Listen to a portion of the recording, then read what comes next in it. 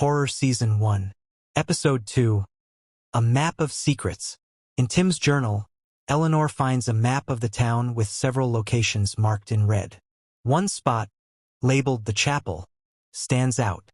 She decides to investigate the site alone, against her better judgment. When she reaches the chapel, all that remains is a ruin, weathered by time. The once grand structure is now nothing more than a hollowed-out shell, covered in eerie symbols.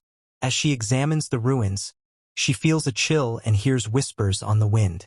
The ground beneath her feet trembles for a moment, and she feels an oppressive presence behind her. She spins around but sees no one. After leaving the chapel, Eleanor encounters a local sheriff, Sheriff Parker, who warns her to stay away from the ruins. "There are things in this town that shouldn't be disturbed," he tells her cryptically. Eleanor doesn't take his warning seriously, until she notices a strange scar on his neck shaped like the symbol she saw at the chapel. Ignoring the sheriff's warning, Eleanor returns to the chapel the next day, drawn to the mystery it holds. As she walks through the woods near the ruins, she begins hearing whispers, her name being called out softly by an unknown voice. The wind rustles the branches, and as she looks up, she sees something in the distance.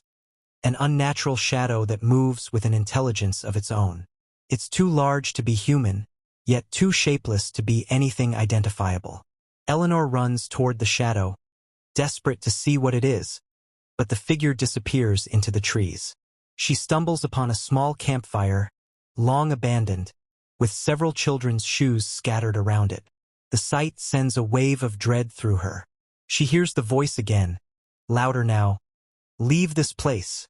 Her heart races, and she runs back to town. But when she returns to her motel room, her journal has gone missing. The only thing left behind is a cold, damp sensation on her skin.